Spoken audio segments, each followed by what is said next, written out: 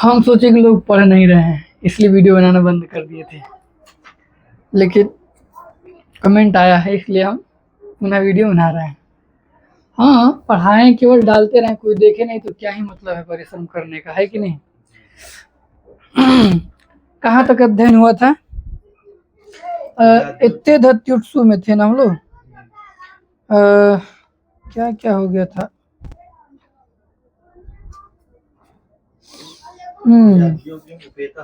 माँ भवान प्रतिदत्त भी हो गया था ना। अब आगे है क्या? अच्छादुहिन्याम उपसंख्यानम, यही ना है। ये वार्तिक है। क्या है? वार्तिक है। अच्छा दुहिन्यामुप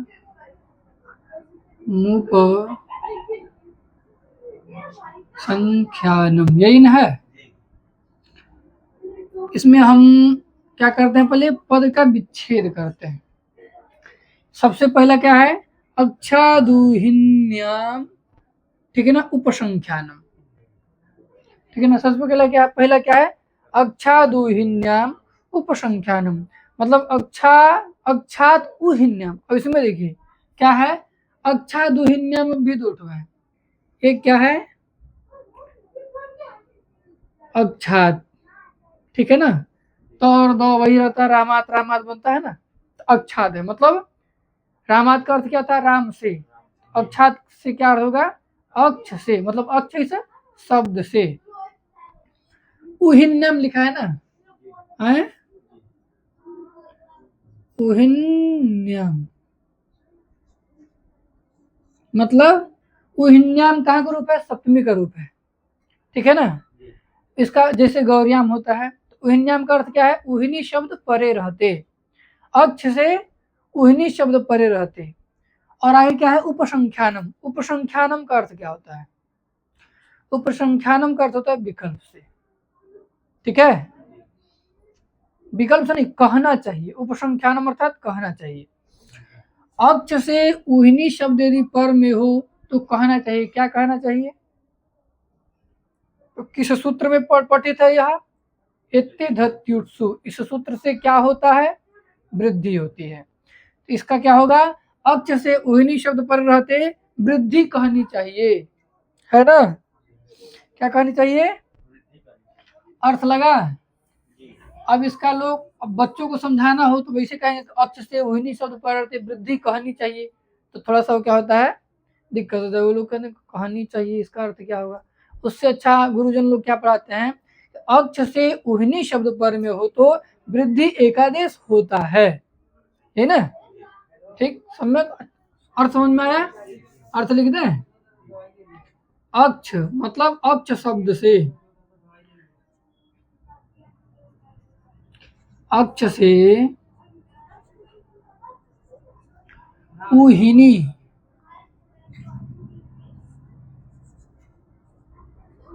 शब्द परे रहते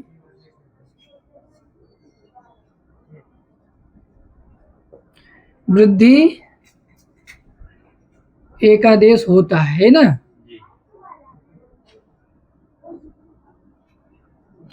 अर्थ क्या है? अक्ष से उहिनी शब्द परे रहते वृद्धि एकादेश होता है। समझ में आया? अब इसको घटाते हैं। अक्ष शब्द यहाँ पे है, ठीक है, ठीक है। धन उहिनी,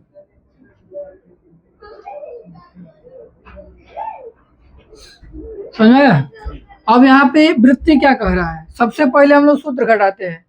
अवर्ण से एजादि एति एदति तथा उठ पर रहते वृद्धि का आदेश होता है। अवर्ण तो मिल जाएगा, लेकिन एति एदति और उठ है पर में नहीं, तीनों नहीं है ना। एजादि का तो बात ही अलग है। जब व्यक्ति ही नहीं है तो उसका विशेषण कैसे हो सकता है? यदि हम कहें कि लाल कपड़े वाले बालक को लेके आओ और वहां कोई बालक ही ना हो तो हम लाल कपड़ा थोड़ा खोने जाएंगे, वही है।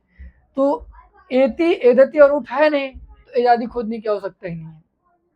फिर एक सूत्र हो गया। दूसरा सूत्र कौन है जो वृद्धि एकादेश करता है? कौन सा है? वृद्धि रेचि, ठीक है। वो क्या कहता है? अवर्ण से एच पर रहते है, एच प्रत्याहार में उ नहीं आता है, इसलिए इस दोनों से क्या है? वृद्धि संभव नहीं है। ठीक है, इसलिए क्या किए वार्तिककार कौन है? कात्यायन। तो कात्यायन महर्षि जो है वह क्या कहें कि यदि अक्ष से ऊहनी शब्द पर में हो तब भी वृद्धि कहनी चाहिए। मतलब ये दोनों सूत्रों से संभव नहीं है, लेकिन यदि अक्ष से ऊहनी शब्द पर मिल जाए तो वृद्धि हो जाता है, इसमें कोई संशय नहीं है। ये वार्तिक के द्वारा हो रहा है, वार्तिक के द्वारा सूत्र ही कर रहा है। ठीक है ना, क्योंकि मानना है क्या कि सूत्र में ही क्या है, वार्तिक भी रहता है, उसकी वृत्ति भी रहती है, सूत्र में ही होता है। ठीक है, हाँ, जहां जहां वृद्धि प्राप्त होती है वहां वहां गुण प्राप्त होता ही होता है, उस दिन बताए थे। और फिर से वृद्धि कैसे होती है? तो अपवाद के बल द्वारा, क्योंकि वृद्धि जहां जहां वृद्धि होगी वहां वहां गुण हो जाएगा। तो वृद्धि क्या हो जाएगी? निरवकाश हो जाएगी, कहीं लगेगी नहीं। और निरवकाश विधि क्या होती है? अपवाद होती है। और एक क्या है? नियम है, पूर्व पर नित्यंतरंगापवादानाम उत्तरोत्तरम बलीय। मतलब पूर्व से पर से नित्य नित्य से अंतरंग और अंतरंग से अपवाद शास्त्र बलवान होता है। इनसे पहले से दूसरा, दूसरे से तीसरा, तीसरा से चौथा सब बलवान होते हैं। तो जो अपवाद है सबसे लास्ट में पठित है तो सबसे बलवान हुआ कि नहीं? तो वृद्धि क्या हो जाता है? अपवाद बनकर के बांध लेता है। किसको बांधता है? गुण को, गुण शास्त्र को। गुण शास्त्र कौन सा है? आदि गुण। अब देखते हैं, अक्ष से ऊनी शब्द पर रहते वृद्धि एक आदेश होगा, ये तो निश्चित हो गया ना। अब वृद्धि क्या होगा?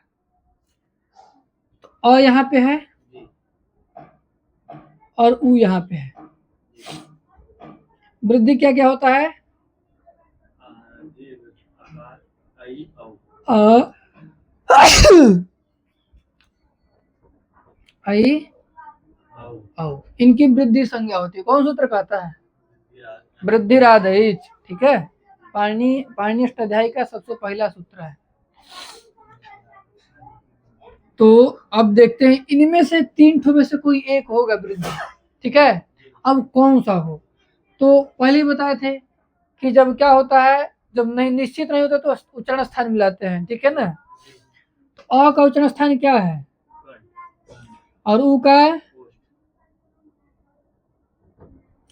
अब देखते हैं कि अ, ऐ और औ में कौन सा ऐसा वर्ण है जिसका कंठ और ओष्ठ दोनों उच्चारण स्थान है। तो जो आ है उसका उच्चारण स्थान क्या है? कंठ है। होगा? नहीं हो, क्योंकि एक ही है। ठीक है, आगे बढ़ते हैं। आई का उच्चारण स्थान क्या है? कंठ और तालु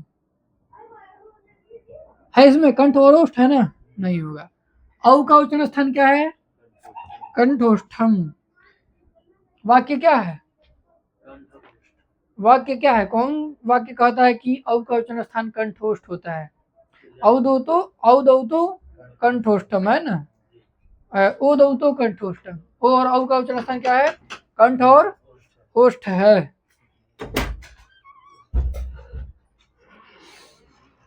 ठीक है, अब अ और उ के स्थान पे क्या होगा? औ हो गए, तो निर्धारित हो गया ना, क्योंकि अ का उच्चारण स्थान कंठ और उ का उच्चारण स्थान ओष्ठ है।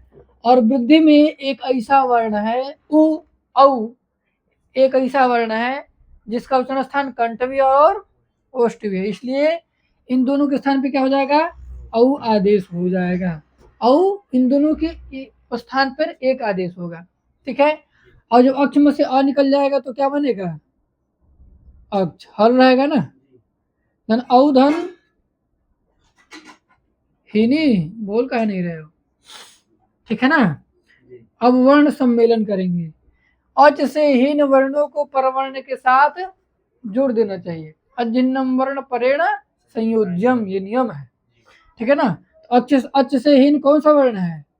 छ, आधा क और स। ठीक है ना, इसको परवर्ण जो अच है उसके साथ क्या करेंगे? संयोग करेंगे, मिला देंगे, जोड़ देंगे। तो जब जोड़ेंगे तो क्या हो जाएगा? छऊ, फिर ही, फिर नी। और एक सूत्र है पूर्व पदार्थ संज्ञाया मघ। ठीक है ना, उसके द्वारा रत्व होता है। अभी केवल इतना ही याद किया जाए कि पूर्व पदार्थ संज्ञाया मघ से क्या होता है? रत्व होता है। जो लोग आगे पढ़े हैं कि अटकुपांगनुम विवायेपी है ना, एक तो अटकुपांगनुम विवायेपी, इससे रत्व क्यों नहीं होता है? मतलब जो राम इत्यादि पढ़ लिए हैं उनके लिए, तो उनके लिए बता दें कि ये समान पद नहीं है। क्या है? समान पद नहीं है। समान पद न होने कारण यहाँ पर क्या है? अटकुपांगनुम विवाहिपी की प्रवृत्ति नहीं होगी, वह सूत्र नहीं लगेगा, क्योंकि वह सूत्र क्या कहता है? समान पदे, समान पद में होता है। इसलिए अभी कितना, केवल इतना याद करना है, क्या? पूर्व पदार्थ संज्ञा या मगह से क्या होता है? और नहीं, ड हो जाता है। ड किसको होता है? न को होता है। न को जब ड हो जाएगा तो क्या हो जाएगा? अक्षौ। कोई दिक्कत? अक्षौहिणी का अर्थ क्या है? क्योंकि ये सामान्य शब्द है, आता है ना। महाभारत काल में कितने सेनाओं का युद्ध हुआ था?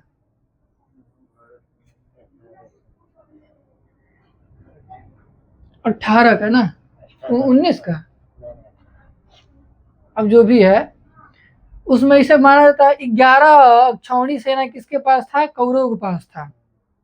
और 7, हाँ 7 की 8 7, हाँ उनके पास था, पांडवों के पास। तो अक्षौहिणी तो सब लोग जानते हैं, अक्षौहिणी अक्षौहिणी मतलब अक्षौहिणी मतलब होता क्या है? नहीं नहीं नहीं, अक्षौहिणी का होता है अर्थ, लिखे हैं इसमें कि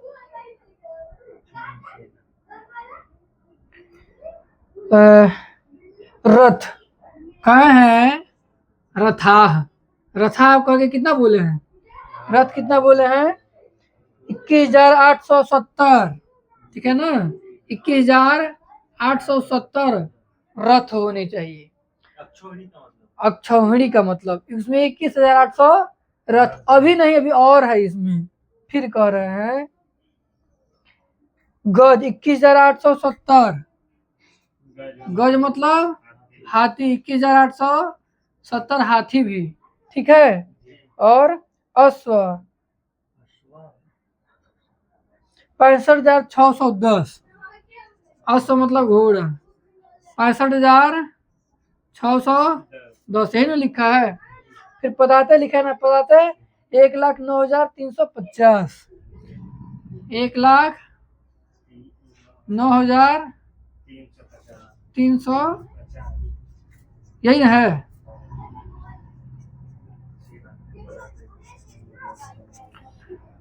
जिस सेना समूह में, ठीक है, 21,870 क्या हो?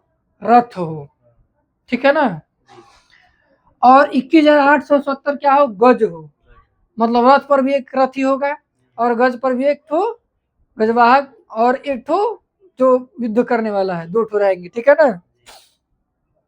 अश्व, अब ये गज के रथ के घोड़े छोड़ करके केवल अश्व चालक, अश्व जो युद्ध करते हैं कितने होने चाहिए? 65,610।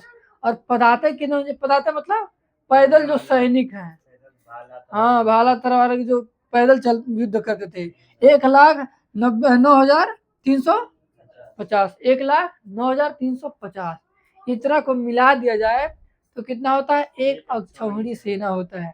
और इतना को मिला के जो भी संख्या हो उससे गुणा जब 18 किया जाएगा ना, उतनी सेना क्या हुई थी? महाभारत काल में युद्ध की थी। ये तो अक्षौहिणी सेना सिर्फ कृष्ण जी के द्वारा नहीं, सारे राजाएं अलग अलग सेनाएं लेकर आए थे। नहीं, महाभारत काल में इतना का युद्ध हुआ। श्री कृष्ण जी के पास चतुरंगिणी सेना थी, उनका अलग बात है, उसका उनको ज्ञान नहीं है, ठीक है। अक्षौहिणी सेना पूरे सेना कौन दिए थे? कृष्ण जी ने दिए थे। कृष्ण जी की सेना उन्हें मिला करके उसमें पूरा महाभारत काल का जब पढ़ेंगे ना तो सबका मिला करके कितना हुआ था? कौरव के पास 11 अक्षौहिणी सेना थी, ठीक है ना, उससे अतिरिक्त नहीं थी। अब उनका और इनका नहीं, अलग अलग नहीं था, सबका मिला करके था। और जो पांडव थे उनके पास कितनी थी? 7 अक्षौहिणी सेना, सबका मिला करके। ये नहीं कि वो अलग दिए हैं, ये अलग दिए हैं, ठीक है ना।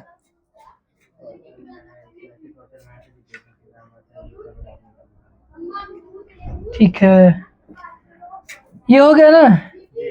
अब वही कहते हैं अक्षौहिणी मतलब, अक्षौहिणी मतलब सेना, और सेना समूह का नाम क्या है? अक्षौहिणी है। इतने सेना समूह का नाम एक अक्षौहिणी। ये समझ में आ गया? आगे बढ़े। अब क्या कहते हैं? अब पता है प्रादु अब दूसरी बात ही कहती है ना,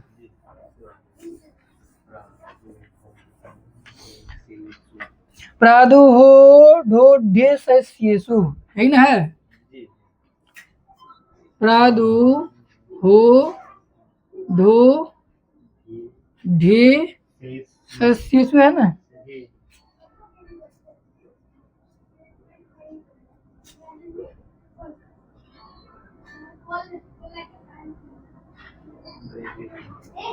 ठीक है ना, है ना, प्रादुर्भोढ्येषु। अब इसको तोड़ते हैं, जैसे उसको तोड़े थे, उसमें था अक्षादुहिनी, था ना अक्षादुहिनी, इसमें क्या है? प्राद उह, प्राद अह, पाद लिख दिए, प्राद, ठीक है ना। प्राद मतलब प्र उपसर्गात, ठीक है ना, प्र उपसर्गात मतलब प्राद। प्राद का मतलब क्या है? द मतलब द कह सकते हैं या त कह सकते हैं, ठीक है ना। प्र से क्या बनता है? प्रात बनता है, ठीक है ना। जैसे राम से क्या बनता है? रामात, ठीक है ना। आत इसमें है, आत इसमें भी है, कोई संशय? प्रात मतलब क्या होगा? प्र उपसर्ग से, ठीक है ना। अब क्या होना चाहिए? तो जब हम द में से ऊ निकालेंगे तो क्या बचेगा? ऊ, फिर ह, ऊह, फिर ऊ ढ, ठीक है, ऊह ऊढ़, फिर ऊ और ढ में ई की मात्रा, ऊढ़ी, ठीक है ना, फिर एस और ऐस्य, ऐस्येषु लिखा है ना। ये परे रहते क्या होता है? वृद्धि एकादेश होता है। प्र उपसर्ग से ऊह पर में हो, उड़ पर में हो, उड़ी पर में हो, एस पर में हो और ऐसे पर में हो तो क्या होता है? वृद्धि एकादेश होता है, ठीक है ना। होता है, कहना चाहिए कि होता है। जैसे उपसंख्यानम जहाँ पे कह दिया गया है, उपसंख्यानम का अर्थ होता है कहना चाहिए, ठीक है ना। जैसे क्या है? रील रिवर्ड और मिथा, वाच्यम वहां पे है, वाच्यम मतलब होता नहीं, कहना चाहिए, है ना। उसी प्रकार वृत्ति जो होता है ना, वृत्ति सूत्र से थोड़ा सा पृथक लग जाते हैं। सूत्र में जो शेष रह जाता है, जिसको सूत्रकार स्पष्टतया नहीं कहते हैं, उसको क्या कहते हैं? वार्तिककार कहते हैं, ठीक है ना। तो इसे कहा होता भी है और कहना भी चाहिए, दोनों कह सकते हैं, इसमें कोई झमेला नहीं है, दोनों का अर्थ वही है, ठीक है। अब इसको घटाते हैं, मतलब प्र से उह उड़ उड़ी एस और ऐसे पर रहते क्या होता है? वृद्धि का देश होता है। कोई संशय? आगे बढ़े इसमें। जैसे प्रधन उड़ उह, ठीक है ना, मिला देंगे तो क्या होगा? प्रौढ़।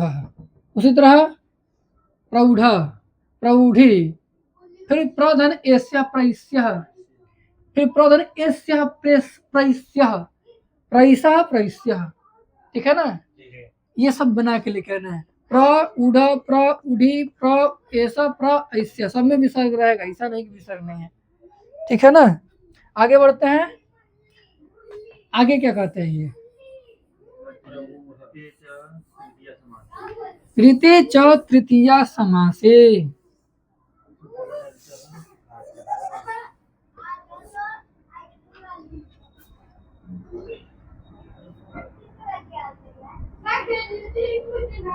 ऋते च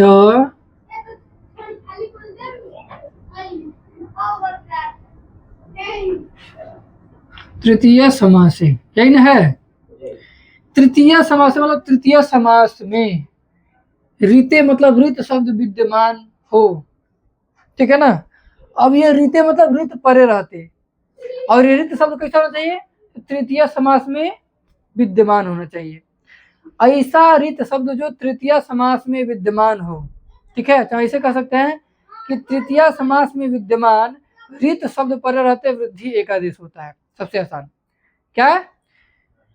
तृतीय समास में ऋत शब्द, तृतीय समास में विद्यमान ऋत शब्द पर रहते वृद्धि का आदेश होता है। और समझ में आ रहा है? हाँ, तृतीया समास में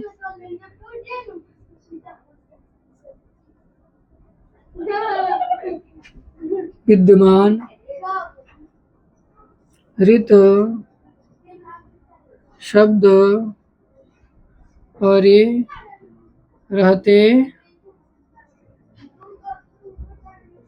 वृद्धि एकादेश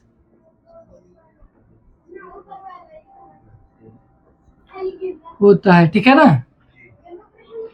देखते हैं।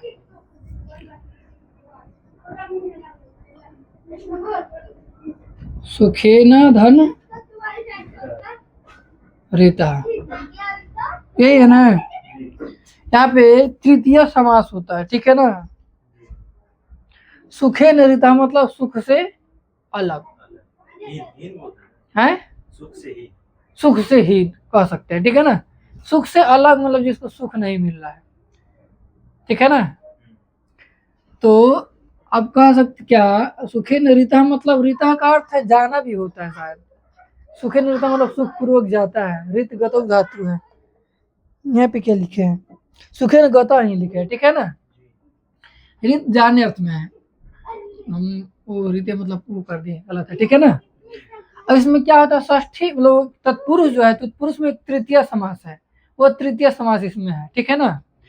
दिख रहा है सुखेन धन ऋता मतलब सुखेन मतलब सुख से जा रहा है, सुख पूर्वक जा रहा है। ठीक है ना? यहाँ पे क्या हुआ, तृतीय समास हुआ है। ठीक है? अभी हम लोग समास पढ़े नहीं है, मतलब जो नए बच्चे पढ़े हैं उनके लिए केवल ये याद रखना है कि यहाँ पर क्या हुआ है, तृतीय समास हुआ है। ठीक है? इसलिए ये क्या हो रहा है, वार्तिक घटित हो रहा है।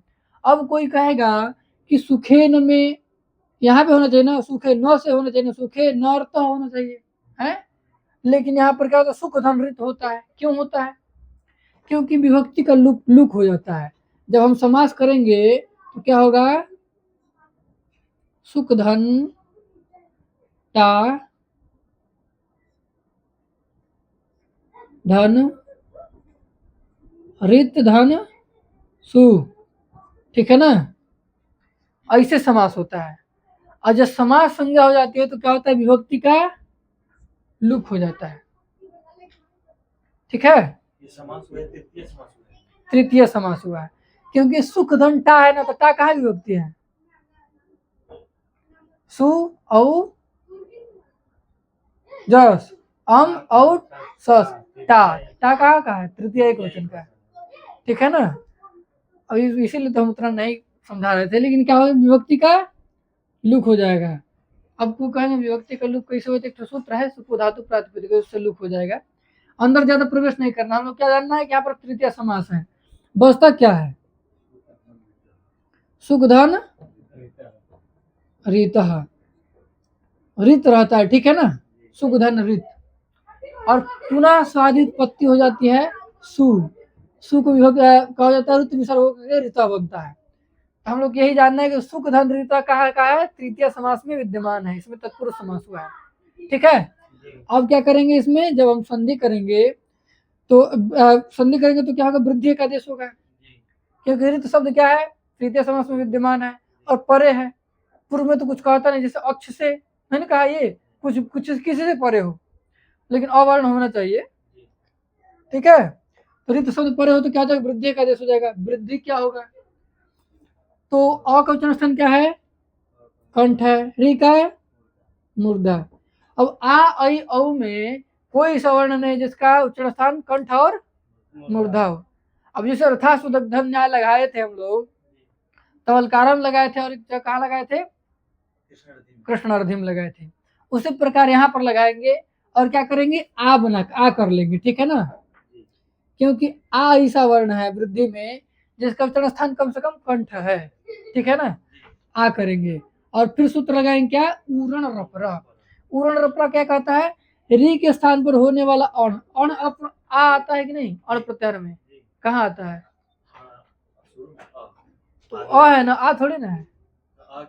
बहुत सुंदर, अ के 18 भेद हैं। ठीक है ना? इसलिए री के स्थान पर होने वाला क्या है, अण आ भी है, जी वह जो अण है वह जो अण है आ, वह क्या हो जाएगा, रपर हो जाएगा, मतलब उसके पर में क्या हो जाएगा, र बढ़ जाएगा। अब क्या बनाएंगे, सुख धन आर धन तह तह, ये दूरी के स्थान पे हुआ है। अब फिर मिला देंगे, क्या हो जाएगा, सुखार सुखार तह, ठीक है ना। जी फिर वही न्याय लगेगा, जल तुम्बिका न्याय है ना, रेफस ऊर्ध्वगमनम, जल तुम्बिका न्याय के द्वारा रेफ का क्या हो जाएगा, ऊर्ध्वगमन हो जाएगा, ठीक है ना। सुखार तह, कोई दिक्कत। नहीं प्रश्न करते हैं कि तृतीया समास से क्यों कर रहे हैं, केवल कहिए रीते च, मतलब रीते च का अर्थ क्या होगा। अब केवल जब रीते च कहेंगे तो हम यहाँ से क्या कहेंगे कि तृतीय समास में विद्यमान हटा देंगे, यही ना। तृतीय समास का अर्थ क्या, तृतीय समास में विद्यमान। अब क्या बता, केवल रीत शब्द पर वृद्धि एकादेश होता है, अर्थ बना कि नहीं। प्रश्न है ना, क्या क्या कह रहे हैं कि तृतीय किम, तृतीया इति किम, तृतीया समास से क्यों कह रहा है। अब इसको हटा दीजिए, जब हटा देंगे तो रीते च बनेगा, और रीते च का अर्थ क्या होगा, रीत शब्द पर रहते हुए वृद्धि एकादेश होता है, रीत शब्द पर रहते वृद्धि एकादेश होता है। अब हम घटाते हैं, जैसे यहाँ पे परमर्थः, परम धन सु, और ऋत धन सु। अब ये तृतीय समास में है कि नहीं है, तृतीय स्थान में कैसे तृतीय समास में नहीं है ये, तृतीय स्थान में तो ता टा और भ्याम और भीष आता है, इसमें टा है, भ्याम है, भीष नहीं है, मतलब साफ विद्य पता चल रहा है कि तृतीय नहीं प्रथमा समास में है, परमश्चासौरिता, ये क्या है, कर्मधारय समास है, ये तृतीय समास नहीं है, ठीक है ना। तृतीय समास में टा भ्याम भीष कम से कम होना चाहिए, जैसे परमेन धन ऋता होना चाहिए, लेकिन वो परम और ऋता है, परमश च असौ ऋता, जैसे होता है ना, रामश चासौ कृष्ण, कहते हैं राम और कृष्ण, ठीक है ना। और इसमें क्या होगा, द्वंद्व समास होगा, क्योंकि दो लोग हैं, राम और कृष्ण दो लोग क्या है, दो लोग हैं और अलग अलग हैं, तो क्या हो जाएगा, द्वंद्व समास हो गए, चार थे द्वंद्व, ठीक है ना। तो क्या बनेंगे, राम कृष्ण, ठीक है ना। इसमें हम लोग राम राम धन सु और कृष्ण धन सु, ठीक है ना। जी रामस्य कृष्णो ने रामश्च कृष्णश्च, वही ना कह रहा है, राम धनसु कृष्ण धनसु, राम राम धनसु कृष्ण कृष्ण धनसु, और बीच में च मतलब राम और कृष्ण, यही ना है। अब क्या होता है, एक आता है क्या नाम है, कर्मधारय समास, उसका अर्थ होता है राम ही कृष्ण। इसमें कितने लोग हैं, राम ही कृष्ण में कितने लोग हैं, एक ही लोग है ना। ऐसे दिख रहा है राम और कृष्ण दो, लेकिन व्यक्ति का कितना बोध हो रहा है, एक ही का ना। इसमें कर्मधारय समास होता है, इसमें क्या होता है, राम ही कृष्ण है, तो रामश्च असौ कृष्ण, जो राम है वही कृष्ण है, ठीक है ना। तो वही यहाँ पर समास हुआ है, परमश्च असौ ऋतः, परमश्चासौ ऋतः, मतलब यह ऋत मतलब जाना क्या है, उत्तम है, समझे। जैसे कई लोग मरते हैं, इन लोग की क्या होती है, अधम गति होती है, और एक लोग की क्या होती है, उत्तम गति होती है। तो लोग कहते नहीं बहुत पुण्य काम किया, उनका जाना उत्तम हो गया, मतलब उनकी परम गति हुई है ना, मतलब वो क्या है, परमर्थ है, समझाया, मतलब उनकी गति क्या है, परम है, उनका जाना परम है, अच्छा है, उत्तम है।